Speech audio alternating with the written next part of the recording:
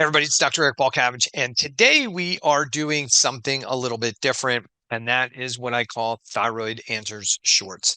I've been asked to provide some shorter episodes of the Thyroid Answers podcast because I like long form.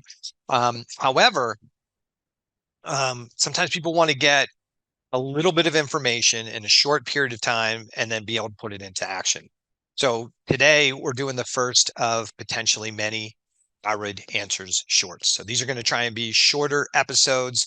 Probably try and keep them under 30 minutes, cover one topic, and then give you some actionable information. And today we're going to talk about what a thyroid panel is, why different providers form different thyroid tests, why you might want more and somebody might do less.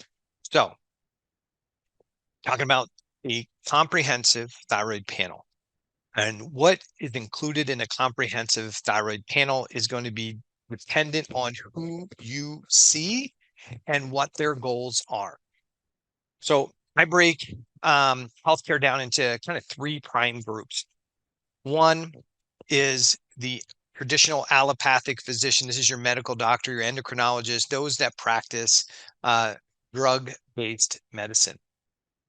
The second category is what I call the kind of the optimizers. These are integrative practitioners. These are functional medicine practitioners.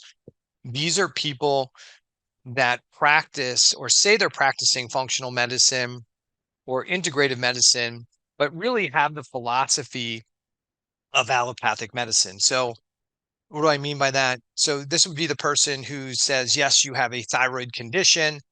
And what they do is say they practice integrative or functional medicine. And instead of addressing what's the root issue that's causing the hypothyroid condition to begin with, they just recommend a different group of drugs than maybe the medical professional. The medical professional may recommend T4 only, and this group of people will recommend T4, T3, a glandular. They may recommend even things like T2. And their job, or many times how they're practicing, is they're trying to use more natural products to still try and optimize blood levels. Is this good or is this bad? I don't know. It all depends on what you, the client, are looking to accomplish. But the third group is what I call is the true functional medicine practitioners. And these are people who practice principles of functional medicine, which is trying to identify and address the root causes of a condition. So in the world of hypothyroidism, they would look at what's driving the thyroid condition to begin with. Why is the gland not producing T4 and T3? Is it because they have a immune-driven condition that's damaging or destroying the gland? Is it iodine deficiency? Is it a combination of both, right? They would look for the why. If you had normal T4, but low T3 and elevated reverse T3, the functional medicine practitioner would be the person who's trying to identify what's causing the body to adaptively decrease the conversion of T4 to T3 and increase the deactivation of T4 and T3 to reverse T3 and T2. The allopathically practicing integrative or functional medicine practitioner, the optimizer, would just try and give you more T3. So if they saw that you had reduced conversion of T4 to T3, whether you were on medication or not on medication, they would say, okay, T4 is good. We don't really care about that number. We really care about optimizing the T3, so we're going to give you T3. And they would keep giving you T3 until they found that your thyroid lab T3 was in the dose, within the reference range that they think is optimal. Okay. The allopathic physician, they wouldn't even care about why they're the reduced conversion of T4 to T3 because that's not their job. So what constitutes comprehensive metabolic or comprehensive thyroid panel? In my world, it's TSH, total T4, total T3, free T4, free T3, T3 uptake, reverse T3, and thyroid antibodies. I want as many of those as I can get. And to me, that's not even good enough. What we often need to do is run at least one tissue indicator of thyroid status. So I've done Thyroid Thursday on this, looking at all the patterns of tissue hypothyroidism. Go look through the Thyroid Thursdays for that. But many times I'll run at least a lipid panel with a thyroid panel. Initially, I always want a comprehensive metabolic panel with my thyroid panel because I want to see the big picture of what's going on. Is this a person who has inflammation that's causing reduced conversion of T4 to T3? Do they have inflammation that may be resulting in thyroid? Give us an indication that there's thyroiditis, even if their antibodies are negative. So I run the full comprehensive metabolic panel with my initial thyroid panel. And then as I'm working with the client and we feel the need to re-look at their thyroid panel, maybe because we've done some work and their symptoms have changed, maybe because their dose has changed and we're following up to make sure that it's an appropriate response. I'll almost always run tissue indicator of thyroid status, and many times it's a lipid panel. Okay. So that's my panel. That's what I think you should ask for. I think you should try and commit to. However, if you go to a allopathic medicine practitioner, they will likely say that a comprehensive metabolic panel is a TSH with reflex to free T4. And you may be like, well, that doesn't have T3s. It doesn't have reverse T3. It doesn't have antibodies. And you might be wondering why they won't run more than that and why they would think that's a comprehensive metabolic panel compared to what I just said was a comprehensive metabolic panel. In their world, their job is to provide T4 replacement when the thyroid gland can no longer make enough thyroid hormone. And they don't want to start applying T4 medication too early because there's consequences to potentially doing that. So they only need two numbers. They need TSH to see if you're hypo, if you're outside the lab reference range, and if you're above the range where thyroid hormone replacement is recommended. And they may run a free T4 to confirm if free T4 is low. If free T4 is still within the lab reference range, even though TSH is above the range, they will call it subclinical hypothyroidism and probably not treat you yet. If TSH is above the reference range and free T4 is below the reference range, then they'll provide T4. On follow-up tests, they may not run free T4 again. They may only run TSH. And you might ask why? Why wouldn't they run all of this stuff? Because their job is to restore TSH into the lab reference range. And if your job is to provide T4 to restore TSH to the lab range, then TSH may be the only number that they need to take a look at. Okay. Does it mean that their strategy is wrong? Does it mean that they're a bad physician? It doesn't mean any of those things. This is what they're taught. This is what the tool they have to use. This is what they're going to look at. Will they run lipid panels? Most often, they're only looking at TSH and possibly a free T4, and that is it. The next group is I'd say that integrative group, that allopathically practicing functional medicine group, or what we might call the optimizers. And they will often run TSH, free T4, free T3. They may run reverse T3, and they may run thyroid antibodies. Now, they will typically say, hey, we need to look at thyroid antibodies to see if you have Hashimoto's. And they may kind of badmouth the allopathic physician for not running antibodies to see if what the person has is Hashimoto's. The allopathic physician pretty much assumes that they have an immune-driven thyroid disorder. The biggest common cause of thyroiditis or hypothyroidism, glandular hypothyroidism in the United States, is inflammation of the thyroid gland. We call it Hashimoto's thyroiditis. The only differentiator between thyroiditis and Hashimoto's thyroiditis is having positive antibodies. Now, I've talked about this multiple times on the podcast. Having antibodies or not having antibodies, I think, is just a big smokescreen. If you have hypothyroidism and your thyroid gland hasn't been removed or irradiated and you don't have an iodine deficiency, then it's an immune-driven thyroiditis, whether you have antibodies or not. Okay. Does that change the strategy? I don't think it changes my strategy. Maybe it changes some of these clinicians' strategy, but there's only two reasons if you have your gland that you have reduced thyroid gland production: immune-driven inflammatory damage or iodine deficiency. So you have tests for iodine deficiency, and if that's not the case, then you have to be looking for what's creating the cell stress that's driving the immune-driven damage to the gland. Now, these people will run that test. They may try to artificially suppress antibodies with certain supplements or try and suppress the immune response, and that can be good. If you have a runaway immune response, that's the cause, then suppressing the immune system may make sense. But suppressing the immune system, if there's an active infection going on, may not make a lot of sense, and it may not make you feel much better. The other thing that this group of people will typically run is a free T3 and a free T4. They're more concerned with the free T3 and the reverse T3. So they want to see if the T4 dose you've gotten is resulting in an increased production of reverse T3. Because in many of the people in this camp have either been taught or believe that reverse T3 blocks T3 from binding. And so it's the elevation of reverse T3 that results in low T3. And that's not true at all. If you have an elevated reverse T3 on T4 only medication, it's elevated for probably one of two reasons or both of those reasons. One is you're taking too much T4 medication. And when you take too much T4 medication, it results in reduced what we call deiodinase 2.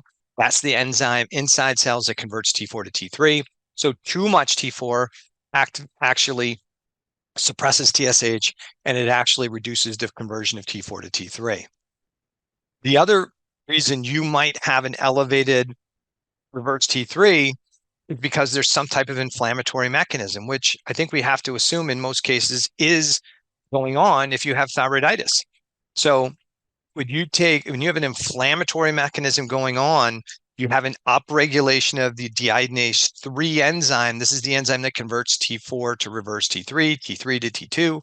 And so if you're taking a T4 medication and your T3 levels are low and free T3 levels are low, it's either because you're over-medicated or you have an inflammatory condition or both. And so reverse T3 is going to be elevated, T3 is going to be lower. This group of people believe that if they give more T3 in this situation and normalize or optimize, as they often say, the T3 or free T3 levels with medication, they feel like that restores normal physiology. And the challenge with this thought process is, and you'll hear people talk about this and they're conflicted sometimes in what they're saying. I just heard a thyroid specialist say this the other day, that what causes elevated reverse T3 is some type of stress response, restricted diet, inflammatory mechanisms, emotional stress, disrupted sleep, like all the things I talk about. They're saying that, hey, the driver of reverse T3 is all these stressors. And so if that's the case, if you know that stressors drive up the deactivation of T4 to reverse T3 and reduce the conversion of T4 to T3, and that's the body's adaptive response, then why would be giving more T3 to a system that didn't want to convert T4 to T3 anyway? Why would more thyroid hormone make them feel better? Why would it be beneficial to overload a system with thyroid hormone when that system was saying, I'm under excessive stress, I need to rest and recover, I need to slow down the metabolism? Why would we think that more thyroid hormone in that situation would be beneficial? And some of these people would say, A, they don't believe that the reduced conversion of T4 to T3 and the increased conversion of T4 to reverse T3 is an adaptive response. They think it's broken physiology, which I don't necessarily agree with. The other part of it is that they believe they don't realize that the person can be in two different states: a stress state, what we call allostatic state, or a low stress state, a homeostatic state. If you truly have a reduced ability to convert T4 to T3 and you're in homeostasis, then yeah, that additional T3 is probably going to be beneficial. You'll probably see an improvement of signs and symptoms in labs, and you'll feel great. But if you're in an allostatic state, you might get that T3 and initially feel a little bit better, but it's not going to last. And so then what happens is you need to take a stronger dose of T3, and then that starts throwing off TSH and T4 values and suppresses the thyroid gland. And these are the people that wind up on start with 5 micrograms of T3 and then start ratcheting up the dose, T4, T3, T3 only, adding T2, and never find a place where they feel normal. Okay. Meanwhile, the people will talk about optimization is that if you falsely make the labs pour so much hormone into the bloodstream that there's so much medication that the person is taking that it forces the blood values that you're measuring to be normal, even though they shouldn't be, they assume that's optimization. I guess they would say that if somebody's got high blood pressure, giving them 1, 2, or 3 blood pressure medications to restore exceeded blood pressure to somebody's what they consider an optimal range is optimization of the person. I don't believe that. Did they improve the blood pressure? Sure. Did they optimize the person's physiology? No.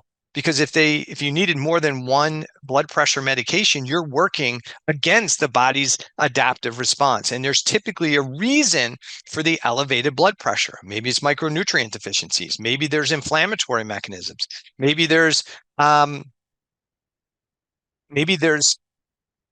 something that's creating vasoconstriction. And that's why blood pressure is elevated. Maybe the brain needs more oxygenation. There's lots of reasons why blood pressure could be elevated. Maybe they're in a sympathetic state and their body is increasing blood pressure to get more blood flow to the brain and get it to the muscles so that they can respond to that threat. But giving somebody blood pressure medication lowers blood pressure, but it doesn't optimize the person. Neither does if somebody has a reduced ability to convert T4 to T3 and they have plenty of T4 available, then giving them T3 may bring their T3 into the lab reference range or somebody's predetermined optimal range, but it doesn't necessarily restore optimal homeostatic regulation. That is not the case in the vast majority of patients. So what is a comprehensive thyroid panel? TSH, total T4, total T3, free T4, free T3, reverse T3, T3 uptake, thyroid antibodies. That's the basic comprehensive metabolic panel. If somebody has Graves' disease, hyperthyroidism, maybe we want to run TSI and TSH receptor antibodies. We may run, maybe want to take a look at some other markers, but that is a good comprehensive metabolic panel or thyroid panel. And my opinion, always run it with initially a comprehensive metabolic panel that includes inflammatory markers. And anytime you're doing follow-up labs, you should run it with at least 1 tissue marker.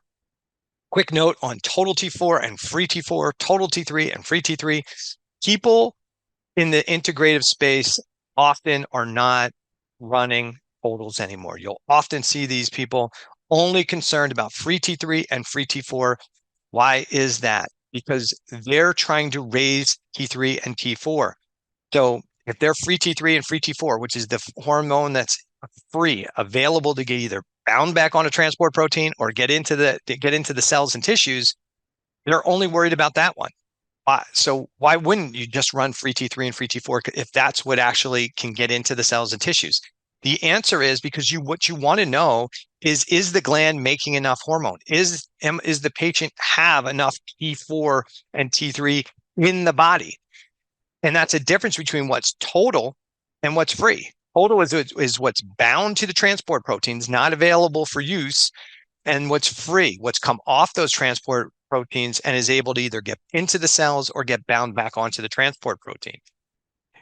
You could have plenty of T4 and T3 in the system, but low free T3 and low free T4, and therefore you have some symptomatology. Would providing more thyroid hormone in that situation be overly helpful? Probably not. What we should be asking is if there's enough T4, but T3, specifically free T3 and total T3, usually if those are low, but there's plenty of total T4, then why am I not getting enough free to convert into T3? Why am I not getting enough free to get into the cell? What's causing low free T4 and or free T3? And maybe even total T3. And that's where we have to look at, there's somebody taking too much hormone to begin with. Is there elevation binding globulins because of hormone issues, because of cortisol issues? That's where we need to take a look at the bigger picture. So I think the totals are really important. If you have normal free T3, or maybe normal free T4, low free T3, lower reverse T3, then we need to know, is there low T4 being made by the gland, or is there plenty total T4? So there's a lot of complexity to it. My discussion is get totals and free hormones, T3 uptake, reverse T3, antibodies if you can get them, and one tissue marker, and then work with somebody who understands thyroid physiology mechanisms, or listen to the Thyroid Answers podcast, watch my Thyroid Thursday videos, so you can start to get an idea of how to interpret those labs so that you're not trying to just manipulate T4 and T3 with hormone, but at starting to understand the link between what your thyroid panel is telling you about your own physiology, right? So I hope this helps. This is Thyroid Answers Shorts. If you have a topic for Thyroid Answers Shorts, please send me an email to my office at rejuvegencenter.com, or you can send me a message on Instagram, and my team will get me the topics that you would like one of these shorts on. All right, take care, everybody.